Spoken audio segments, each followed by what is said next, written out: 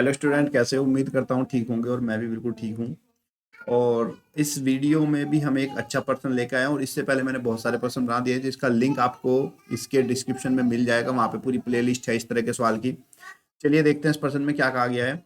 एक व्यक्ति दो वस्तु को एक समान मूल्य पर बेचता है। दो वस्तुओं को एक समान मूल्य पर बेचता है, यानी कि उनका विक्रय मूल्य समान है, एसपी समान है। पहली वस्तु पर 20% का लाभ और दूसरी वस्तु पर 25% की लाभ होता है। यदि पहली वस्तु को 10,000 रुपए में खरीदा गया हो तो दूसरी वस्तु को कितने रुपए में खरीदा?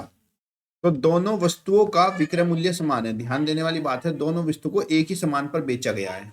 दोनों को एक ही समान मूल्य पर बेचा गया है और पहली वस्तु खरीदी थी 10,000 रुपए में। ठीक है, तो पहली वस्तु का जो सीपी है फर्स्ट वस्तु का, वो कितना है? 10,000 रुपए है। ध्यान से देखना बच्चों, इस तरह के प्रश्न पेपर में बहुत आते हैं और ये सभी एग्जाम में आते हैं। आपके स्कूल की किताबों में भी आते हैं और जो आप एग्जाम कंपटीशन लेवल देते हो उसमें भी। तो पहली वस्तु का मूल्य है 10,000 रुपए और उस पर लाभ है 20%।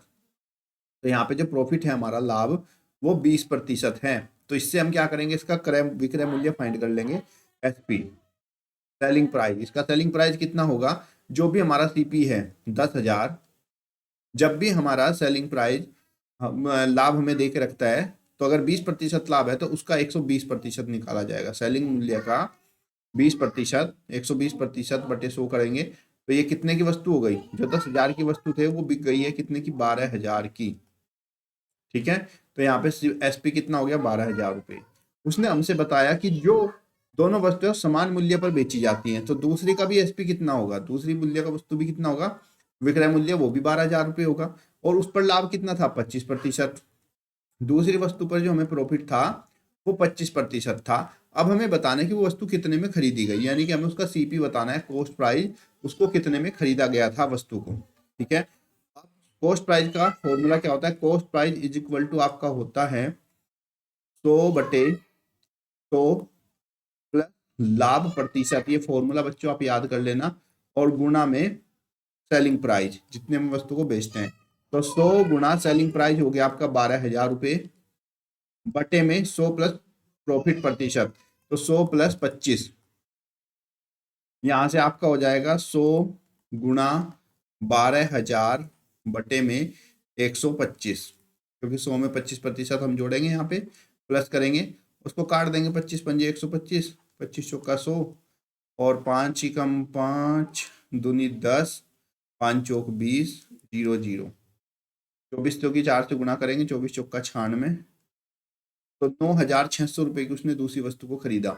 ये तो इसका एक पूरा प्रॉपर तरीका था करने का। हम इसको शॉर्ट मेथड में भी कर सकते हैं, अगर हम परसेंटेज को बदल लेते हैं किसमें? भिन्न में। परसेंटेज को भिन्न में बदलने के तरीके से हम इसको बहुत आसानी से कर सकते हैं। वो वाला मेथड मैं आपको इसी सवाल में बताता हूँ, जिससे कि आपको दोनों मेथड आ जाए, इसके कंप्लीट मेथड भी और शॉर्ट मेथड भी। ठीक है बच्चों, देखिए शॉर्ट मेथड पहली का क्या है? 20% है।